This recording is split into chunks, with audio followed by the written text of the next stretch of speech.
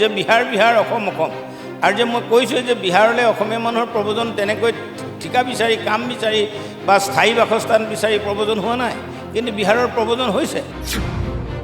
জুবিন গাৰ্গৰ মহাপ্ৰয়াণৰ পাছত প্ৰায় ১.৫ মাহতকৈ অধিক কাল অসমত বিজেপি চৰকাৰ আছিলে যদিও বিজেপি দল হিচাপে গাঁতত সোমাই গৈছিল বুলি ক'লে ভুল নহ'ব।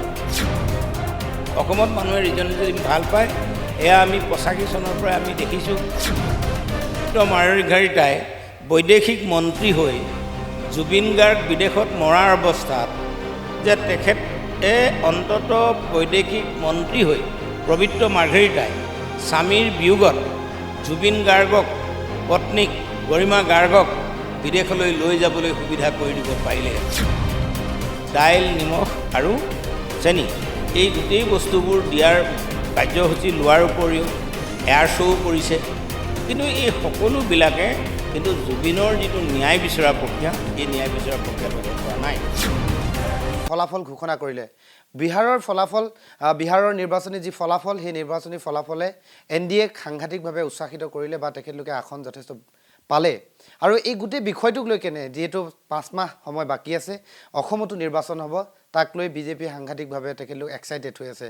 গোটেই বিষয়টোক সাংঘাতিকভাৱে নৎসাত কৰিছে যে বিহাৰৰ যি নিৰ্বাচনৰ ফলাফলে অসমত কোনো ধৰণৰ প্ৰভাৱ নেপেলায় বুলি কৈছে ৰাইজৰ দলৰ কাৰ্যকৰী সভাপতি ৰমেন চন্দ্ৰ বৰঠাকুৰ ডাঙৰীয়াই। গোটেই বিষয়টো আচলতে তেখেতে কি যুক্তিত বা তেখেতলোকেনো আচলতে কি ক'ব বিচাৰে, এই গোটেই বিষয়টো আমি তেখেতৰ পৰা আমি জানিবৰ কাৰণে আমি তেখেতৰ কাৰ্যালয়ত আহি উপস্থিত হৈছোঁ। প্ৰথমতে আমি তেখেতৰ এই বক্তব্য আৰু তেখেতে কি ক'ব বিচাৰে আমি তেখেতৰ পৰাই জানিবৰ কাৰণে বিচাৰিম। মই আপোনাক সুধিম যে গোটেই বিষয়টো আপোনালোকে কেনেধৰণে চায় আৰু কিয় নোৱাৰে?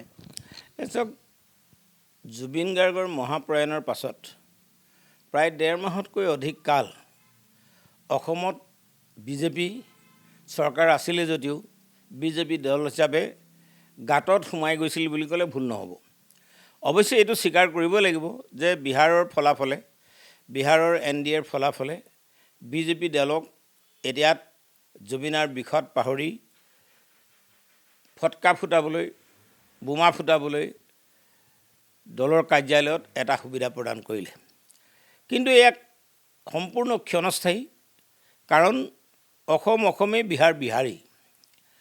আমি অসমত থকা বিহাৰীসকলৰ প্ৰব্ৰজনৰ কথাটো আমি জানো, কেলেই প্ৰব্ৰজন ঘটে।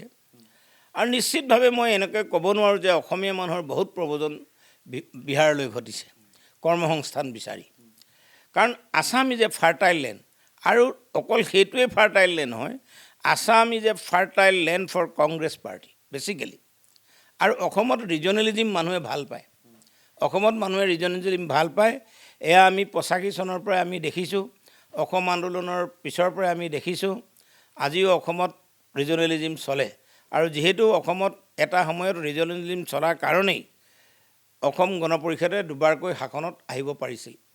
আৰু এতিয়া এই ৰিজনেলিজিম আৰু প্ৰাসংগিক হৈছে যে যিহেতু কংগ্ৰেছৰ এটা ভোট বেংক আছে অসমত, ইয়াক অস্বীকাৰ কৰি লাভ নাই। একেৰাহে ২০০১ চনৰ পৰা তৰুণ গগৈৰ নেতৃত্বত কংগ্ৰেছে ১৫ বছৰ শাসন কৰিছিলে আৰু অসমখনক বহুত উন্নতিৰ সোপানলৈ লৈ গৈছিলে। আৰু এতিয়া সেই ৰিজনেল পাৰ্টি বা সৰ্বভাৰতীয় পাৰ্টি CPI, CPM, CPML এনেকৈ আমাৰ এটা মহাজোঁট হৈছে বা বিৰোধী ঐক্য হৈছে। আৰু এই বিৰোধী ঐক্যৰ পিছত অসমৰ মাননীয় মুখ্যমন্ত্ৰী পবিত্ৰ মাৰ্ঘেৰিটাই চেঙেলীয়া শাসন চলাবলৈ নিদিওঁ বুলি কৈছে। মোৰ মতেতো পবিত্ৰ মাৰ্ঘেৰিটাও চেঙেলীয়া ল'ৰাৰ ভিতৰতেই পৰে, কাৰণ পবিত্ৰ মাৰ্ঘেৰিটাই বৈদেশিক মন্ত্ৰী হৈ জুবিন গাৰ্গ বিদেশত মৰাৰ অৱস্থাত যে তেখেতে অন্তত বৈদেশিক মন্ত্ৰী হৈ পবিত্ৰ মাৰ্ঘেৰিটাই স্বামীৰ বিয়োগত জুবিন গাৰ্গক পত্নীক গৰিমা গাৰ্গক বিদেশলৈ লৈ যাবলৈ সুবিধা কৰি দিব পাৰিলেহেঁতেন। মই বহুত কথা নকওঁ, এটা উদাহৰণে দিছোঁ যে বৈদেশিক মন্ত্ৰী পবিত্ৰ মাৰ্ঘেৰিটাই এই কথাষাৰ ৰাজহুৱাকৈ কওক যে তেখেতে পবিত্ৰ মাৰ্ঘেৰিটাই বৈদেশিক ৰাজ্যমন্ত্ৰী হৈ থকাৰ পাছত তাত যিটো অনুষ্ঠান চলি আছিলে নৰ্থ ইষ্ট ফেষ্টিভেল, তাৰো পোষকতা কৰিছিল। গতিকে সেই মানুহজনে, জুবিন গাৰ্গ এনেকুৱা মানুহ নাছিল, অসমৰ হৃদয়ৰঞ্জন, হাৰ্টথ্ৰব, অসমৰ প্ৰাণৰ স্পন্দন, তেনেকুৱা মানুহ এজনৰ পত্নীক পবিত্ৰ মাৰ্ঘেৰিটাই স্বামীৰ বিয়োগত কিয় সুবিধা কৰি দিব নোৱাৰিলে, কিয় লৈ যাব নোৱাৰিলে, এই প্ৰশ্নটো পবিত্ৰ মোৰ ঘৰতে প্ৰথমে ৰাজহুৱা কৰক। আৰু তেওঁ যিহেতু চেঙেলীয়া ল'ৰা আছিলে, তেওঁ ইয়াত চেঙেলীয়া ল'ৰাক শাসন দিবলৈ নকওঁ বুলি কৈছে। আৰু আজি অখিল গগৈ বয়স 50 বছৰ হৈ গ'ল, অখিল গগৈ এতিয়া আৰু চেঙেলীয়া ল'ৰা হৈ থকা নাই। এই কথা কাক প্ৰযোজ্য কৰিব খুজিছে মই নাজানো, কিন্তু যিহেতু বাকীবিলাকৰ বয়স 50ৰ ওচৰলৈ যোৱা নাই, গতিকে কিন্তু অখিল গগৈ ডাঙৰীয়া ইতিমধ্যে 50 হৈছে, আৰু 50 হোৱা মানুহজনক আমি চেঙেলীয়া ল'ৰা বুলি ক'ব নোৱাৰোঁ। মই পুনৰতে সুধিম এই গোটেই বিষয়টো, যিহেতু মোৰ প্ৰথম প্ৰশ্নটোৱে হৈছে যে বিহাৰ নিৰ্বাচনৰ ফলাফলে অসমত প্ৰভাৱ পেলাবনে নেপেলায়? মই পোনচাতেই কৈছোঁ যে বিহাৰ অসম অসম। আৰু যে মই কৈছোঁ যে বিহাৰলৈ অসমীয়া মানুহৰ প্ৰব্ৰজন তেনেকৈ ঠিকা বিচাৰি, কাম বিচাৰি বা স্থায়ী বাসস্থান বিচাৰি প্ৰব্ৰজন হোৱা নাই, কিন্তু বিহাৰৰ প্ৰব্ৰজন হৈছে। গতিকে বিহাৰত মই আজি কিছুদিনৰ আগতে পাটনালৈ গৈছিলোঁ। পাটনাত যাওঁতে মই বিজেপিৰ সমৰ্থকৰ মানুহ বা RJDৰ সমৰ্থকৰ মানুহ দুই পক্ষকে লগ পাইছিলোঁ।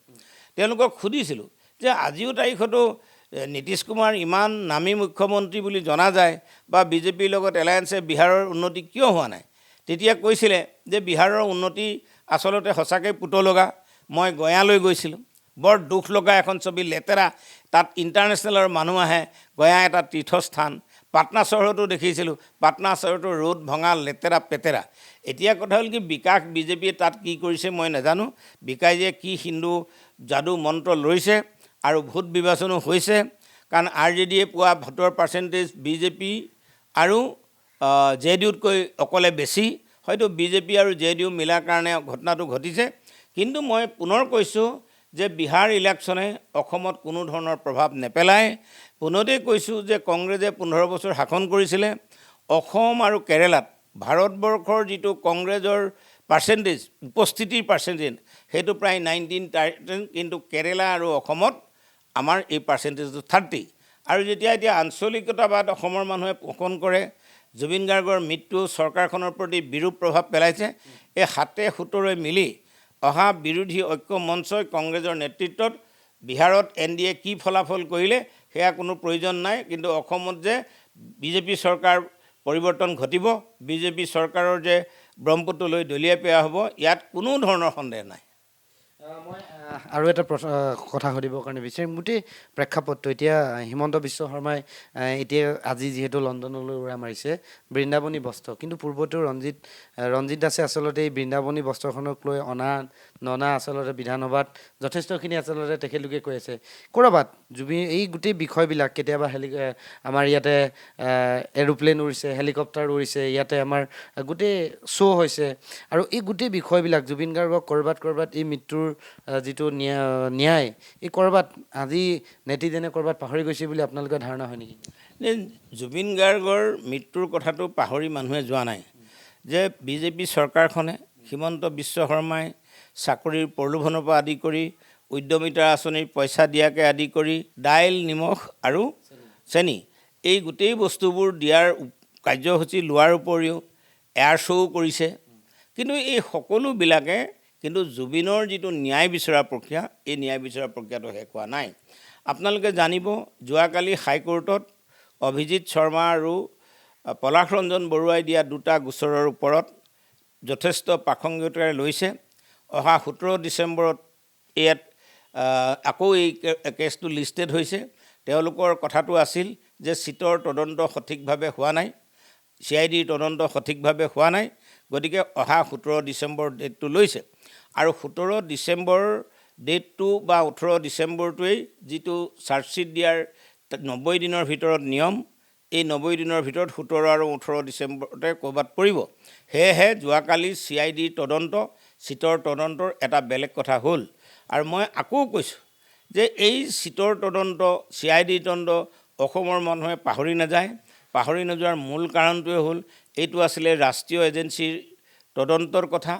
আৰু এই ৰাষ্ট্ৰীয় এজেঞ্চিৰ তদন্ত কোৱাৰ কথাটো কওঁতে 25/9 তাৰিখে মই এখন প্ৰেছ কনফাৰেঞ্চ কৰিছিলোঁ, আৰু সেই প্ৰেছ কনফাৰেঞ্চত প্ৰায় 13 লাখ ভিউৱাৰ্ছ হৈছিল, আৰু 47,000 মানুহে এই গোটেই কথাবোৰ মই কৈছিলোঁ লাইক কৰিছিল ফেচবুকত।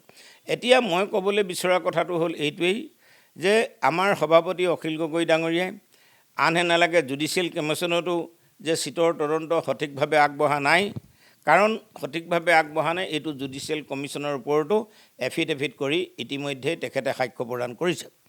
এই গোটেই কথাবোৰ অসমৰ মানুহে পাহৰি যোৱা নাই আৰু হিমন্ত বিশ্ব শৰ্মা ডাঙৰীয়া এই কাৰণেহে যোৱাকালি বিদেশলৈ বুলি ৰাওনা মাৰিছে আৰু বৃন্দাবনী বস্ত্ৰ অনাৰ কথা কৈছে। তেওঁ যিহেতু 18 তাৰিখ অহা 18 নৱেম্বৰ জুবিন গাৰ্গৰ বাৰ্থডে, 19 তাৰিখ হ'ব আপোনাৰ দুমাহ পূৰা হ'ব। গোটেই অসমখনত 18 আৰু 19 তাৰিখে জুবিনৰ শ্ৰদ্ধাঞ্জলি অনুষ্ঠানলৈ মানে ৰজন জনাই থকাৰ যিটো পৰিৱেশ হিমন্ত বিশ্ব শৰ্মাই সহ্য কৰিব নোৱাৰি বা ইয়াৰ অনুমান গম পাই তেখেতে অসম এৰি বিদেশলৈ গৈছে। যে বৃন্দাবনী অনুষ্ঠানৰ কাৰণে তেওঁ 2টা তাৰিখ আৰু বদলাই ল'বও পাৰিলে, তেনেকুৱা কোনো কথা নাছিলে। আৰু বৃন্দাবনী বস্ত্ৰ লগত তেখেতৰ আৰু এটা কথা আছে, বিহাৰ নিৰ্বাচনৰ পাছত তেখেতৰ প্ৰতি কেন্দ্ৰীয় চৰকাৰে বা বিজেপিৰ হাইকমাণ্ডে অসমত মুখ্যমন্ত্ৰী সলোৱাৰো এটা চিন্তা চৰ্চাৰ কথা প্ৰতিফলন ঘটি আছে। গতিকে এই 7-17 মিলি তেখেতে এটা বিদেশ যোৱাৰ ৰাস্তা কৰিছে, বিদেশলৈ গৈছোঁ বুলি কৈছে। তেওঁ দিল্লীত কিমান দিন বাহৰ পাতি বিদেশলৈ যায় আমি সেইটো নাজানো।